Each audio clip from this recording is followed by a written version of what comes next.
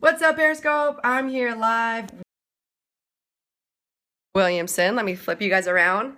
Hey guys, we are going live on Zoom at the same time. Hey, so you can see my rig. What's up, Amanda? You can see Stephanie's here on Zoom, and we're also here on Periscope. So we're gonna talk about self-love. We are gonna talk about 21-day fixes and diets and stuff like that, and how that works. So welcome, Stephanie. Awesome. Thank you to my Zoom people. Let me click record on my Zoom.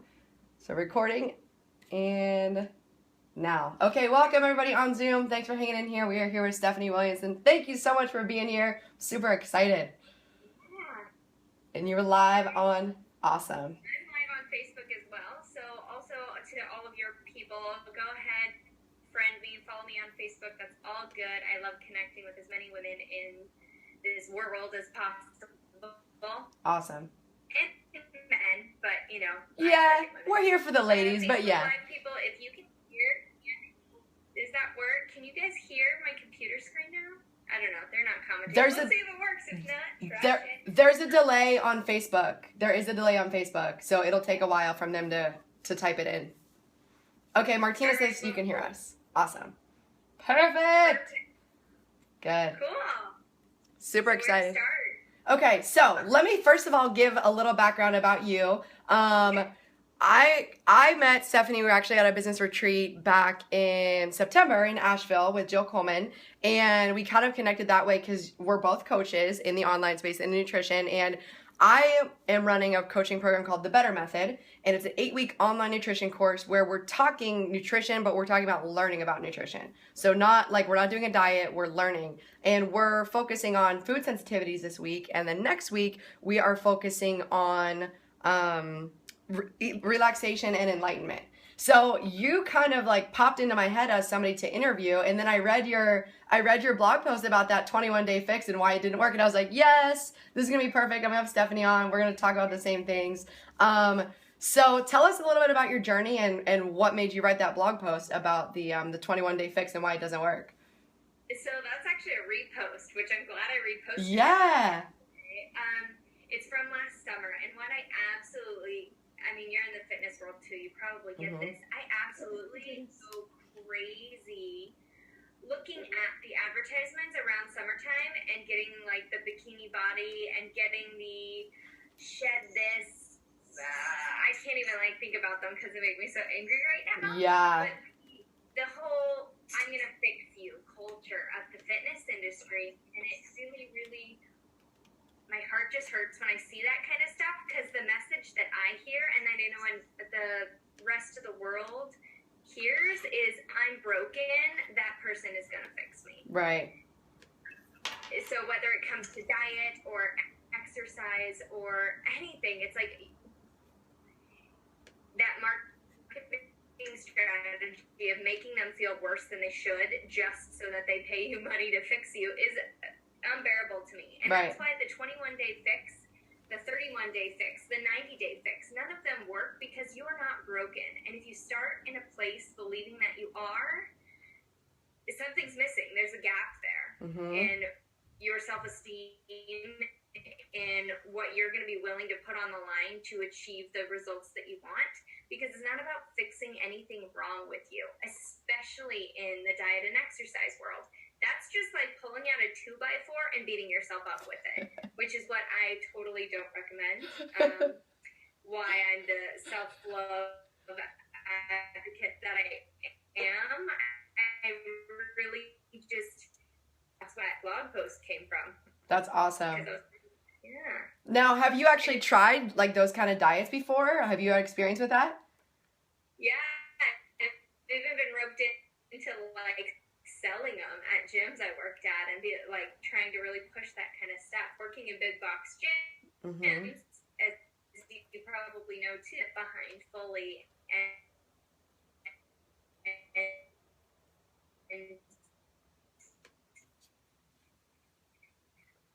I couldn't do but I couldn't do it clean conscience, every to know that TMI, but destroyed my gut, which is kind of a segue into food sensitivities. Yeah. Yeah, that is so, yeah, because you can actually create food sensitivities by limiting yourself. Yeah, and by training your body by the way that you treat it, by what don't put in your body. Yeah. So tell me about your experience with those diets and what actually happened. What kind of, like, specifically, what did you go on? Did you limit, like, carbs? Did you limit fats? Like, did you limit calories, or what did you do? I think every other week was a new one. Yeah. This is when I was desperate to stay skinny. Yeah. I come from the acting world, so, and fitness modeling, very similar thing, where we're judging our bodies. And so I tried every skinny trick, you know that cabbage soup thing where oh my gosh. Yeah. Those acai berry cleanse pills, those might have been the worst. I cut out all fats. The next week I cut out all carbs. And not only was I not consistent on any of them because they weren't sustainable, but I was like hopping from one to the other, looking for the one that was going to do the trick. And obviously that doesn't work either. Yeah, so heavy restriction, cutting out all sugars, including fruit and carrots, for goodness sake. That's so funny. I did the same thing. I wouldn't eat peas or carrots because I was like, oh my gosh, I have 3 grams of sugar. I can't have it. And I would freak out. No. Yeah. Okay. So we're on the definitely the same path there. So tell me what changed? Like, what made you start going from quick fix to quick fix to Martina is chiming in. She said, I did that foolishness too. I think we all have. And I think people, like everybody, exactly. And I think for some reason they think that us as coaches, like, we have the secret or something, but I think we mess up the most. Like, that's why we're coaches. Like, because we've done it all and we're like, don't do all the stuff we did. Let's try something else. So what brought you to the point of, like, now being balanced and focusing on self-love? Like, how did that journey go? Bumper sticker phrase here, sick and tired of being sick and tired. My energy plummeted. I was over-exercising and under-eating. Perfect combo for disaster. To the point where I had injuries and I couldn't do the exercise that I even knew how to do. I stressed out my adrenal glands. I couldn't figure out what I was allergic to, but something wasn't right in my gut, and I just kept getting sick, like chronic strep throat, chronic colds, chronic flus, and I knew something had to change, and that's when I first enrolled in school to become a personal trainer, and I'm not a nutritionist, but the nutrition certification that goes with that. Yeah. So how long did that journey take? So I want to be real with people. Like, it's not a 21-day journey. So how long did that journey take for you to get to where you're at right now? Yeah, well, from the day I started personal training school to now is 5 years. And in that, I went to the other extreme. My first, year in the personal training world, now you've got to have muscles or you're not worth anything. Yeah. Or now you got to have a six-pack or nobody's going to hire you. Right. Like the smart diets, and I really, I was on my macros and measuring everything I ate to like the ounce, and exercising, measuring the calories I burned, wearing heart rate monitors all the time, which was just the opposite side of the coin. Yeah. It was still the obsession with food all the time, obsession with exercise, obsession with all of this stuff that truly wasn't any better just because it was the healthy version. It was still an unhealthy obsession with it. So that even took a year. So I would say living the moderate lifestyle that I've been living now has only been going on for about 2 years. So it took me 3 years out of the fitness world, 2 years in the fitness world, and now I'm living the life that I've created for myself, healthy, well, working out the way I want to, eating the way I want to, and not judging my body so scrupulously as I did before. Yeah. No, I love that. And I think it's not sexy to tell people like, hey, come coach with me and we can do this in 5 years. It's going to be awesome. Like, you're going to be great in 5 years. But like, that's literally, it's not what it is because you can improve each year. But I'm the same way. Like, it is a journey, and I'm way different than I was even 2 years ago. You know, like we're always growing. So I think it's a good plan to change your mindset in terms of self-love and in terms of being okay with where you're at right now. Martina says a furious applause. So she's just like, she's loving what we're saying. But yeah, it's not sexy. That's why the 21-day fix works. That's why it sells, because it's sexy. Like, I can lose this weight and I can fix my body and I can become this person I want to be. Yeah. Whenever it's like, we're on the other side going, hey, come work with us. We can help you, but it's going to take longer. And that's not sexy. People don't want to hear that, you know? They want to hear like instant gratification. So I'm totally on the same page with you. And I actually had very similar situation. I got hurt. So I was training for a figure competition in 2013, and I was doing 3 hours of cardio a day. Clearly not good. And I was like eating fish, which is disgusting, and I hate fish. And I was traveling a lot, and I was working a lot, and and especially when it's cold and you're eating it out of a plastic container, you're like, oh, I hate my life. Yeah, you're not ideal. So I hurt my back and I couldn't do anything. And at that point, I was super lean, looked really good, had a photo shoot, was like thinking I looked good, but at the same time, what I had to do to get there was horrible. So I hurt my back, laid on my aunt's floor, was on disability for 6 weeks or 8 weeks, and ate like pizza. Cause like I was with my aunt. My aunt doesn't eat healthy. She just like made whatever. And so within 2 months, I gained 25 pounds. And at that point, that's right when I started my website. And I was like, I'm a nutrition coach. Look at me. Like, I'm 25 pounds over what, like, so that's when I started my journey of balance though. So for the past 2.5 years, I decided I want to go and do it the right way and not the crazy way. So that 25 pounds took me a year to take off because I wanted to do it in a healthy way. So it's funny that we have a very, very similar story in that regard. And now it's like all about balance. Totally. And that balance keeps you sane. And something that I talk a lot with my clients is just a trigger word that I heard from you is the right way. Mm-hmm. And there's a right way for each individual person. There's no right way. Like, I can't give you a prescription for how it's going to work for you. Right. Because you don't like fish. I like fish. You are allergic to onions. I eat onions all the time. So it's like there's no prescriptive right way.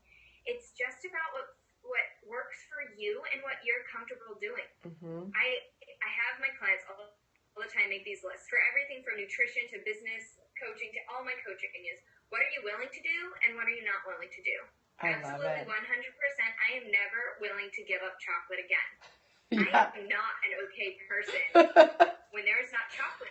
You just got serious. You just got really serious there. Yeah, you're like, no. What are you willing to do? Are you willing to, prep meals so that you don't have to think about it throughout the week? Or are you willing to seek out those restaurants or those people who do prep food for you? If you've got the money but not the time, it's all a trade-off. There's no right way. I love it. It's so unique, which is why, we're talking about university later, but I Yeah. spell university with a Y-O-U because it's all about you and what works for you, not what worked for me. This came from my journey, but your journey is going to look a lot different. I love that. So yeah, I'm glad that you brought that up actually, because I wanted to kind of set it up with all your experience that you had. And I know you're in the middle of a launch and it's called Eat, Train, Love University, you with the U. So I want to know about that, what it is, and kind of how people can find out more about that. Yeah. So Eat, Train, Love University is a 12-week coaching group. And I'm not going to fix you in 12 weeks. Not the idea here. But I try to set you up with the resources and the tools you need so that you can set up your life. Mm-hmm. I want to coach myself out of a job. That's always been my goal in life, is to coach myself out of my job. My clients are autonomous, self-correcting, self-generating, creating their healthy life as their journey. Like you said, took you a year for 25 pounds. Took me several years to get to a place where I wasn't in that deprived binge cycle. And so I actually have collaborators. It's not only me this time. I've got somebody who opened a juice and Whole Foods cafe here in town in Bellingham, Washington. That's where I'm at. Washington State, all the way on the West Coast. Up there somewhere. Yeah, up there, over there. Yeah. Yeah.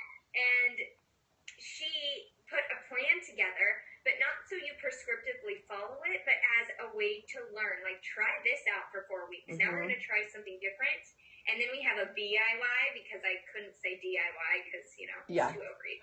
So build it yourself, where she gives you all the templates so that you can start plugging in your favorite recipes and learn how to create shopping lists and what can you prep in bulk so that it works for you the rest of the week. So it's really an education about how to create food. And her recipes are freaking delicious. I've been cheating and I've been doing it 2 weeks early. That's awesome. I am like obsessed with her recipes, and they're all like her recipes. She's created this. Yeah. So it's a really unique program that way. I'm working with Becky Williamson, who you know, Cami, from Ed, and she wrote a workout program. Again, it's prescriptive in the beginning to start to show you the basics, and then there's a build it yourself, which is all about becoming autonomous and learning how to write your own workouts and write your own training plan, not just like pick A, B, C, D, go. It's like, what could you do to separate things educationally? And my journey is, I'm actually a life coach now. I am in the process of being credentialed through some big life coaching programs that I'm in. And for me, there's so much more than just the food and fitness. There's this whole self-love component that I didn't get a hold on.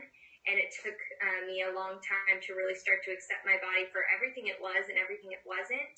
And whenever you're in that training room, you've been a trainer too, you know that stuff comes up when you start shifting big things in your life, especially around food and fitness.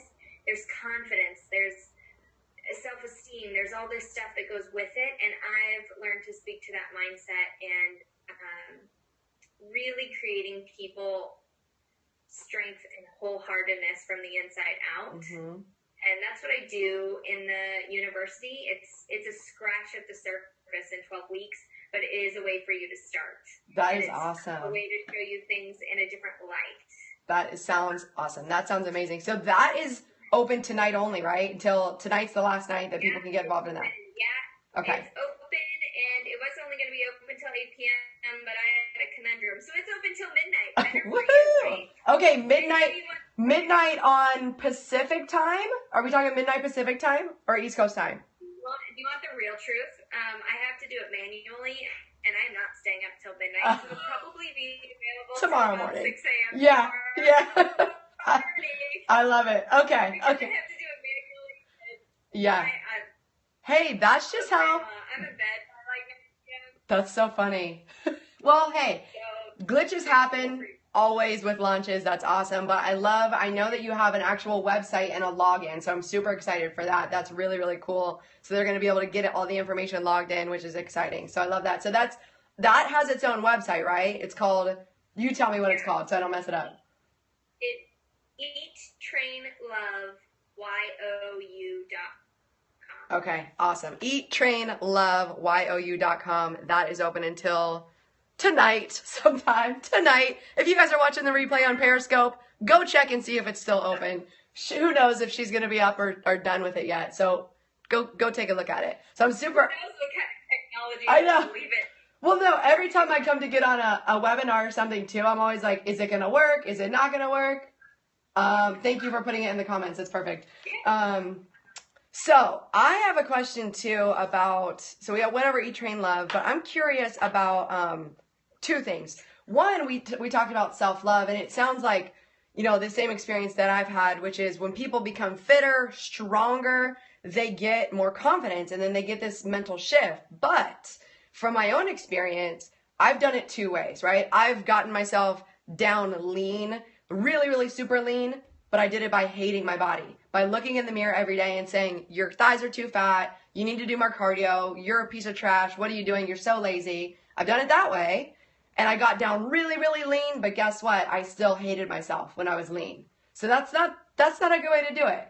So tell me, how do you, let's say you're 25 pounds overweight, 30, 50 pounds overweight, and you are not happy with your body, but you don't want to start from that negative place. So how do you love yourself in the body that you're in right now before you lose and before you're at your goal weight? Well, first of all, it's not like a quick trick. It's not like, here's how you love yourself, which we all did it in our conversation already. Yeah. But it's a daily practice. It's a daily decision. something that I've heard in the like marriage world is like it's a daily choice to choose your husband every single day. Mm-hmm. And that's what I've reflected into my self-love journey. It's a daily choice to love myself today. Even if I'm bloated, even if I've got bags under my eyes, even if I need a haircut, whatever it happens to be, it's choosing to love what's in the mirror. Mm-hmm. And I have a game that I can play, and I share it with people in Eat, Train, Love You, but since you're all here, I'm going to share it with you. It's a game, it's a craft, and it's called MOLE. It's mole, whatever. I make acronyms. And it's scanning your body from head to toe in the mirror, standing naked, if you can. Ooh. Start with whatever you feel comfortable in front of the mirror, and checking something off every inch down your body. I like the way my eyebrows look today. Mm-hmm. I love the shape of my nose. I love that I have my mom's lips. I love all the way down. Wow. And then the challenge is if you get to a certain section, I'm pointing to like midsection, yeah. that happens a lot with people, and you can't think of anything, and you say something negative, you get to start all the way back. Oh, that's awesome. That's a way I measure self-love because, you know, in setting goals, you like to have measures. Mm-hmm. But you can't, like, weigh self-love on a scale. You can't weigh self-love with a measuring tape or whatever. Yeah. So it's a daily practice of choosing something to love about yourself on every inch of your body, from the tip of your head to the tip of your toe. I love that. And I'm going to ask you for something. I want to put you on the spot for this. Do you have a blog post about this, or do you have, like, a giveaway about this?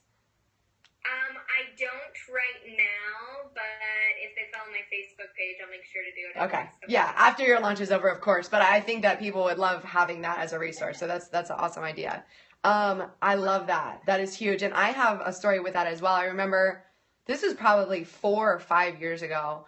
I was laying in my bed, and like it was like almost New Year's. Like it was like a weird time. Like it was almost New Year, and like, you know, when you reflect on New Year's and you're just like, you just like feel crappy sometimes because you're like, I didn't get enough done, or again, I'm not at my goal weight or whatever. So I remember laying in my bed, and there was like candles all around, and I was like trying to relax. But I remember thinking, there's nothing I like on my body. I hate my body. I hate it. Like, it's horrible. I hate it. And I couldn't think of a thing, right? And so I'm sitting there, and I'm like, okay, I know, like what you're saying, I know I need to be positive. So like, how do I be positive? And I was like, okay, can I think of one thing on my body that I like? And the only thing that I could think of that I like, and I still do it to this day, was my wrists. Because like my wrists were like skinny. They were like the part that didn't have fat on it. So I was like, yeah, my wrists. But then I focused on that part and like did the same thing. I just laid there and like started with my wrists. And then I just like recited in my head being thankful. Like, I'm thankful. I love my wrists, and I'm thankful for my arms because they're strong. Or I'm thankful that I can breathe. I'm thankful that my lungs work. And just being thankful for my body changed the mentality about my body. Like, it's not about fat. It's not about how big it is. Because here's the thing, and I think this goes a little bit with eating disorders too, although I'm not an expert, but your body's always going to be there. Like, no matter how skinny you get, like, you're going to look in your mirror, and you're going to have skin, you're going to have bone, you're going to have arms, you're going to have legs. Like, they're not going to disappear. So at what point are you going to feel okay? They can only get so small. And at some point you have to be like, I'm happy with how they are right now. And I'm happy because they're strong. Instead of looking at them, I'm happy because I'm skinny there. Or I'm happy because I look like somebody else or something like that. Yeah. And what's possible if you started from a place of self-love? Like you said, you started from that kind of beating yourself up, hating your body in the mirror, which motivated to get you into the gym. How hard was it to fight up against that? Like, yeah, how many days did you sit there and go at the last minute? Right. It's an internal battle. But if you started with self-love and you started with, I accept my body for everything it is and everything it isn't, and I'm still going to go to the gym and rock it because I'm a badass. Yeah. That is that internal motivator that doesn't even come from a mirror. Like, you can cover your mirrors, you can do whatever you want, but until you feel it on the inside and can ground yourself in that strength,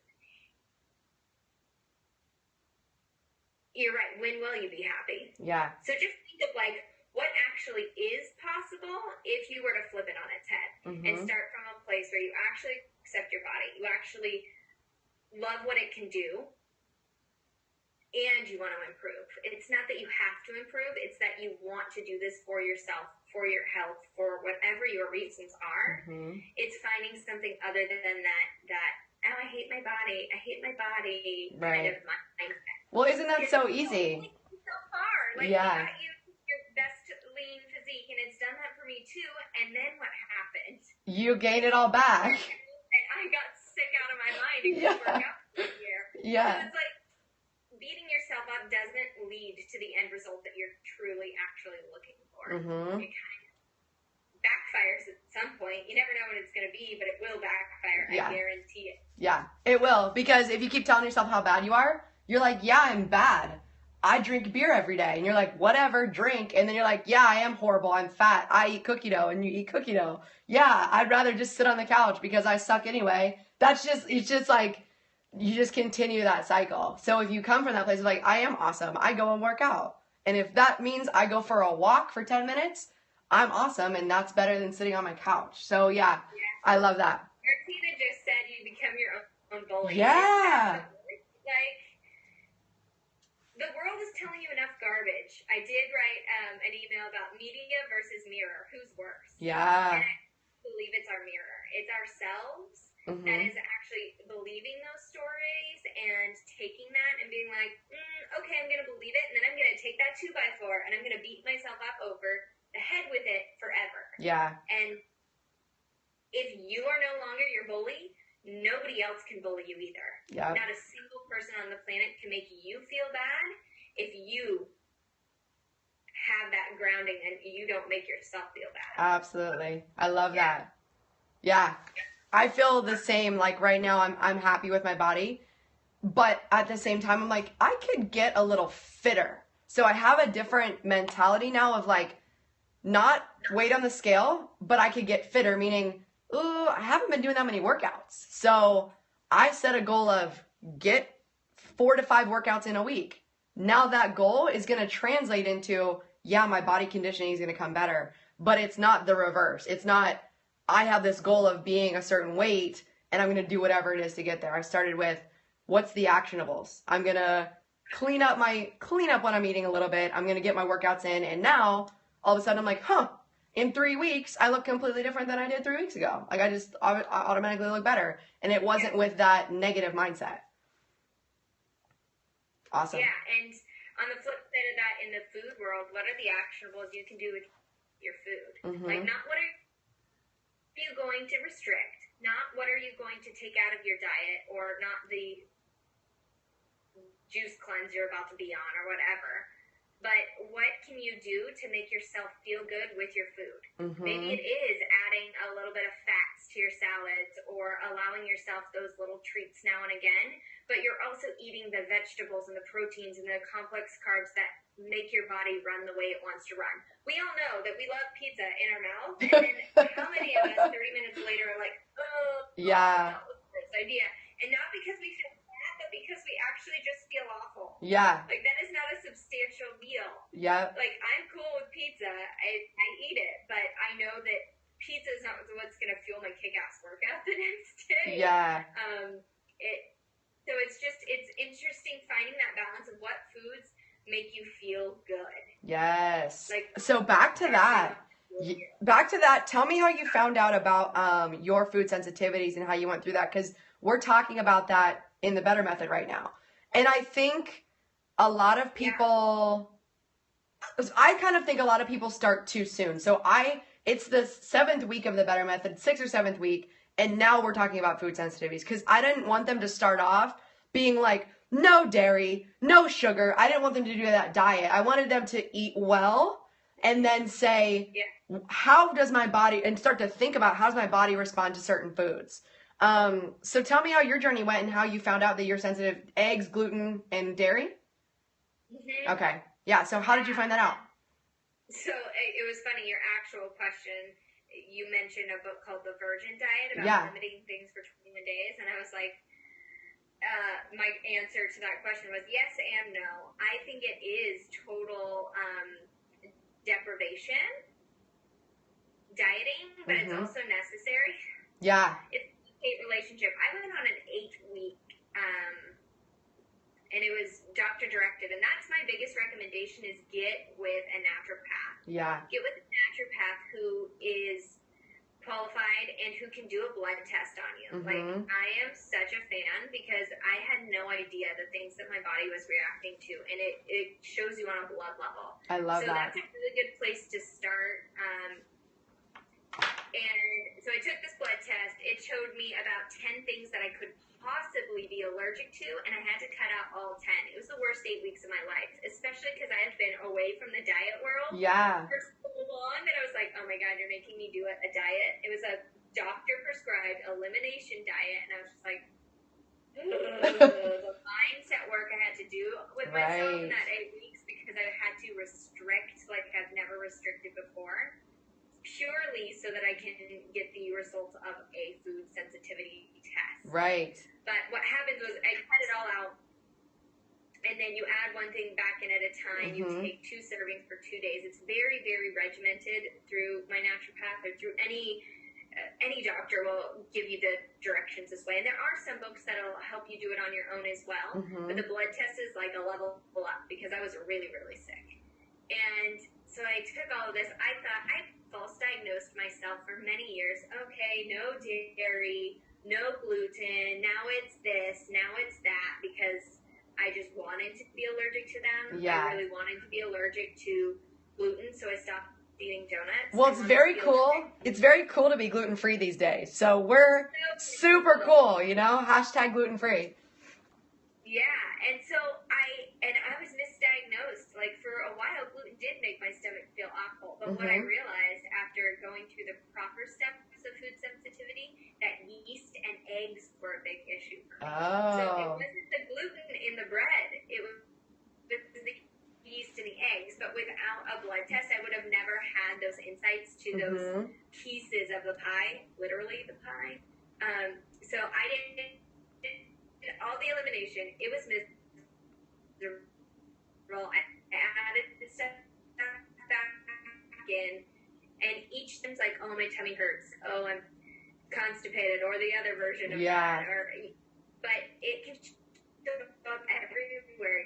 You can get nasal infections, snotty face, headaches, different skin stuff going on with food sensitivity. So there's this whole gambit, and when you do that sort of strict elimination, you can see what foods are giving you what symptoms. Like for me, dairy makes my nose run like I've got allergies, like outdoor allergies. Wow. As soon as I cut out dairy, I no longer need my allergy medication.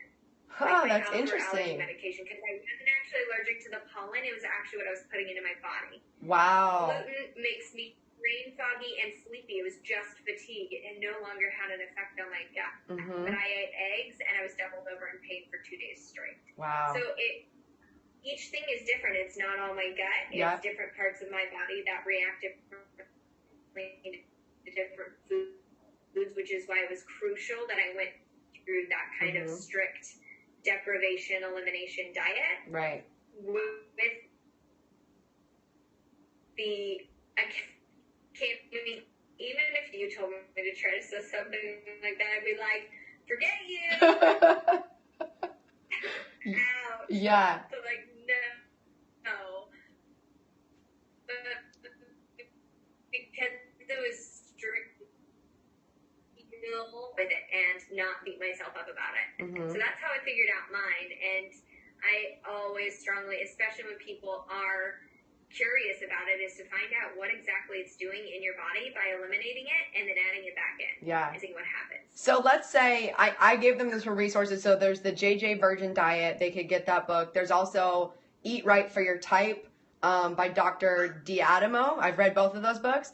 So there's 2 resources. But what about finding a naturopath? That's new to me. So do you go to your regular doctor, or do you have to go outside of how do you find somebody like that? And is it covered by insurance? That's the next big question. Yeah, some people, their GPs or general practitioners will cover it. And I know I'm from a hippie town, so natural. Right. Everyone's like, yeah.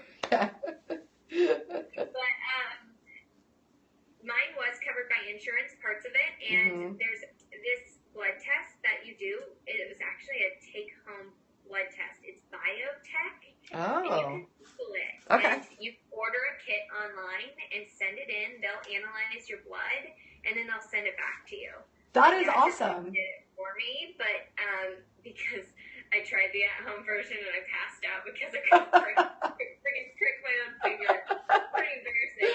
But yeah, you can do these tests at home. They have them online. They're blood food sensitivity tests. Okay, that's awesome. I'm all about DIY and saving money. So if that's an option, I'm gonna tell my people about that. That's awesome. Yeah. Sometimes if you go through your doctor, your insurance will cover it. If your doctor says, yeah, do this test, your insurance will cover it. But you can do it on your own if you don't. Awesome. Yeah. That is good info. That is stuff that I didn't know. That's really, really cool. Because I've self-diagnosed, right? Oh, who's this? This is my doggie. Hi. She's crying at my feet, so I'm giving her attention so she'll be quiet. What's her name? Brandy. Randy? Brandy with a B or Randy with an R? B, like B. a stripper Okay. Brandy. Oh, Brandy the stripper dog. Oh my gosh, she's adorable. She just wanted to figure out why I was still working. I know, she's like, why aren't you paying attention to me? It's time for bed. I love those tips that you just gave about that. So I self-diagnosed myself with gluten. It just like caused bloating to me. Dairy and eggs are some that I have no clue. I think eggs, because this is the funny part, and I'm sure you've experienced this as well. We're sensitive to the things that we eat the most. And it's like, why? It's like we develop the sensitivities because we keep putting them in our body. So it's like, I eat eggs every morning, and I've become to where I don't want to eat eggs anymore because it just don't make me feel good. So I've just self-diagnosed. I've never done the blood test, but I'd really like to get the results to find out like what it truly is. And the thing that you said about allergies is interesting because I have like outdoor allergies to the air or whatever, but your nose running thing is really like random. And I'm like, that's interesting. So that it could be one of those things causing allergies. I never thought of that.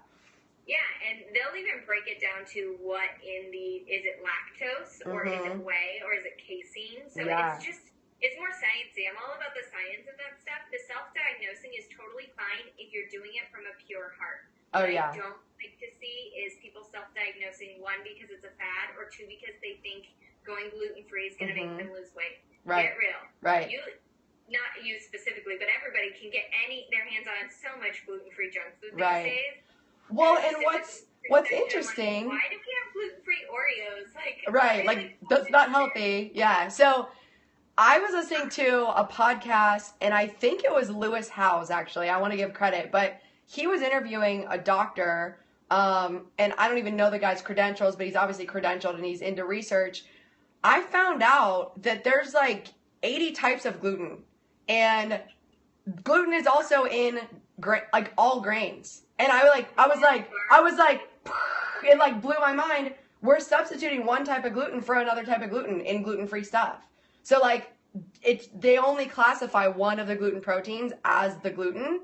And so you can label stuff as gluten-free because it doesn't have that one type of gluten.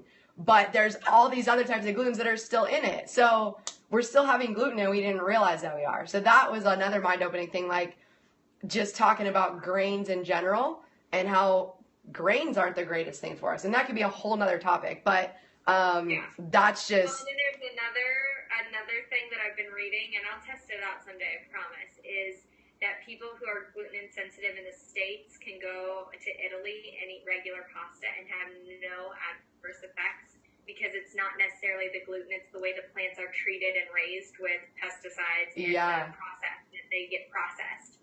So, like, there's so much there, and I don't know what's right, what's wrong with science, what's not. You just have to go off of how you feel. Yeah. And for me, gluten makes me foggy in the brain. Yeah. So if I take a bite of my husband's gluten-fold cookie, I know I might get brain fog, but I'm not going to die. Yeah. So then you can use wisely on your indulgences. Like, okay, I didn't ask if this soup was gluten-free, but I know I'm not going to die if I have this soup. Whereas, do I want that cookie that has eggs in it and be doubled over tomorrow afternoon? Yeah. Like, it does give you a way to figure out your moderation, too. Like, are you truly, truly allergic to dairy, or do you just get a headache if you eat too much cheese? Yeah. And so it gives you more range, because not everything's black and white, just like you said, with the gluten thing. There's a bunch of different kinds of gluten. Maybe you can't do wheat, but maybe you can do rye and barley. Who knows? Yeah. And this is another thing that we could get really, like, extreme on, right? I could be like, I can't have anything except water. Like, we could get really extreme. So we want to be careful when we're coaching people. Like, yes, this is stuff that's science and it's stuff we need to know, but you and I both know, being type A, you want to research everything and be like, well, now this is the best thing. Now I need to do this. So even in being healthy, we've got to be mindful of not getting back into those old patterns of like, this is the new best thing. Now I'm going to do it this way. And the same thing with training, like HIIT training is the best, or kettlebell training is the best, or like, do what works for you, you know, again. The best is whatever you'll keep doing. Yeah, absolutely. Totally agree. And I got stuck in that mindset for a while with training of like, I need to do biceps one day, legs one day, like, and I was just stuck in like, that's how I needed to do it. And if I did a full body workout and I just did like push-ups, it didn't count. You know, I was like, that wasn't a real workout. But some people only do body weight stuff, and that's just like it. So again, it's, and they get ripped. Yeah, they get totally ripped. And it's like, I had a closed mind in terms of what exercise was. And the same thing with eating. It's like, do what works for you. If it works for you, do it. So I think that's awesome. It's whatever you're willing to empower. Mm-hmm.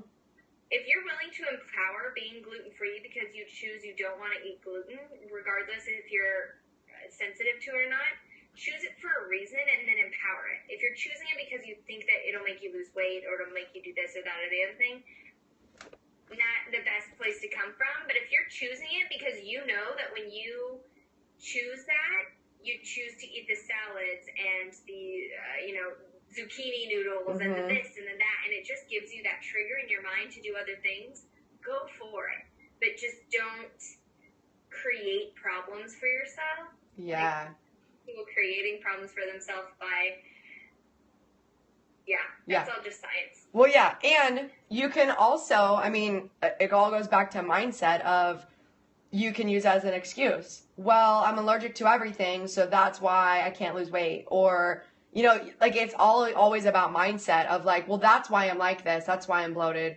When it's like, no, it's because you haven't been working out. You know, like, it's that might be a factor, but let's look at the whole picture of it's not just this one thing. So I think, again. What's more powerful? If somebody offers you a piece of cake and you say, oh no, I'm allergic to gluten, or I'm choosing not to have that cake today, it wouldn't make me feel very good. Yeah, exactly. Like, it's victim versus responsibility. Yeah. You can be a victim of your food allergies, which is sometimes when you're really sick, it feels like you're a total victim. Or you can choose to empower the choices that will make you feel better. And nobody's going to argue with that. Nobody's going to be like, oh, come on, you have, like, try, you'll have a bite. And you're like, no, that's okay.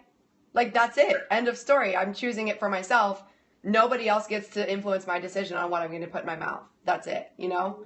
What does that do for every other choice you make throughout your life? Regardless if it's food or exercise or business or wages or anything. Like, if you take the power, you will have the power. Yeah. So take the power in your choices of your food, regardless if you want to be gluten-free or dairy-free. Maybe you choose to be dairy-free because you freaking want to be dairy-free. Or, you know, that's the same thing. People choose to be vegetarians. They don't become a victim of vegetarianism. Right. They're not like, oh, I don't eat meat because meat's meat. Well, maybe some people do. Yeah. I haven't.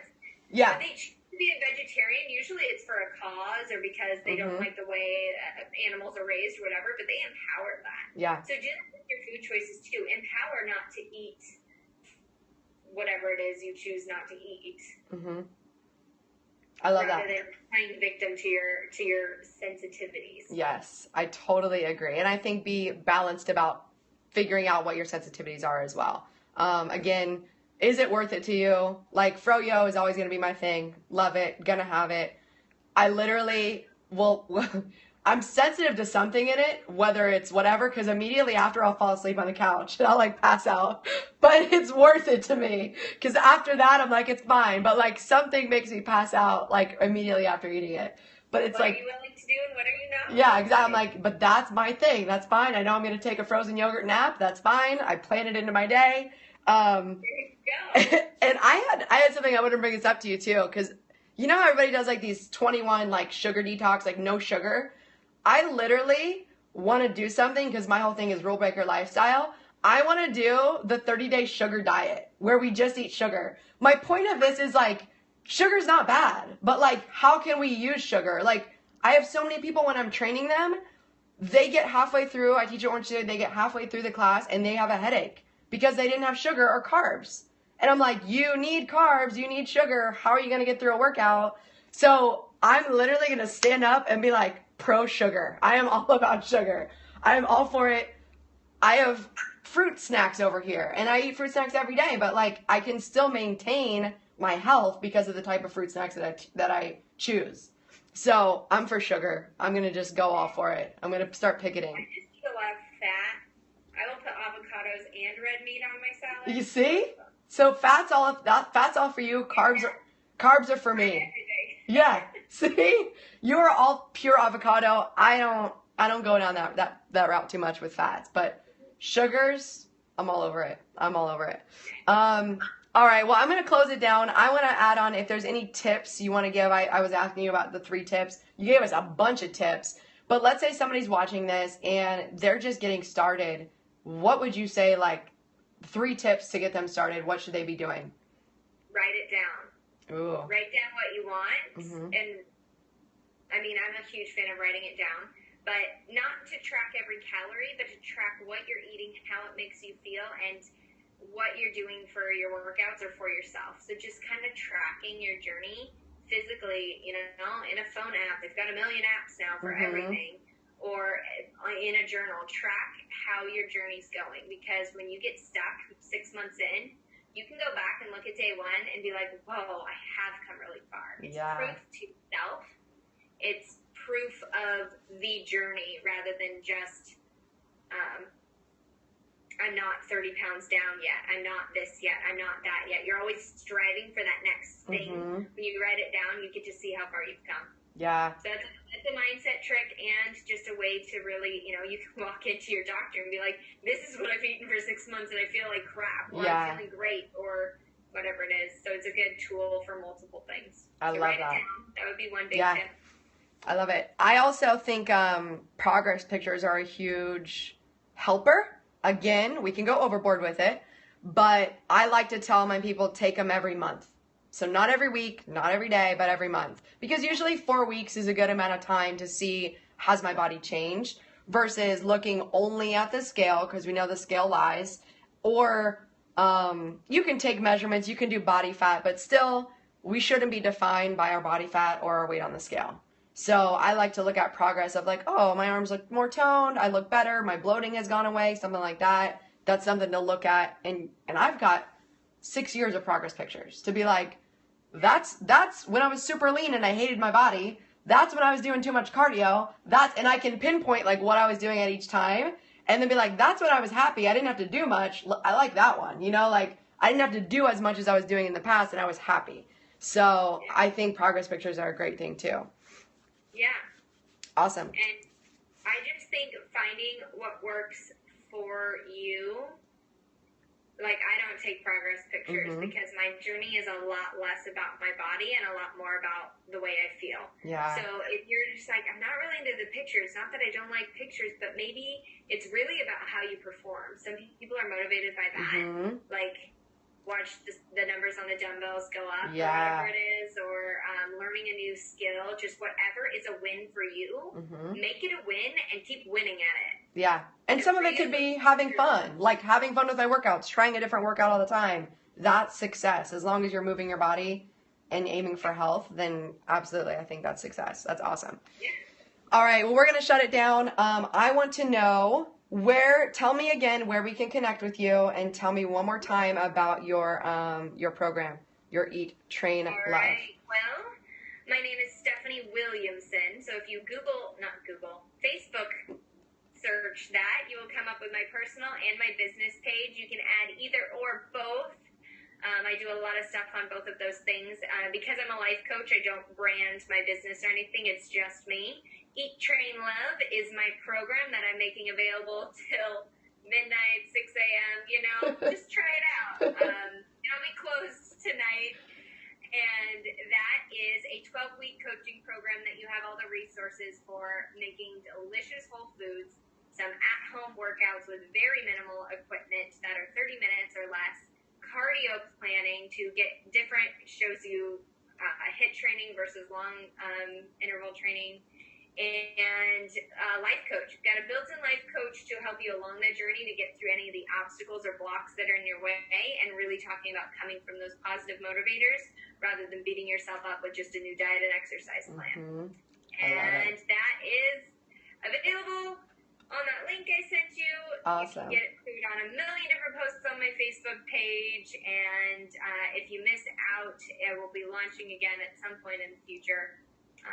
But don't miss out. No, don't miss out.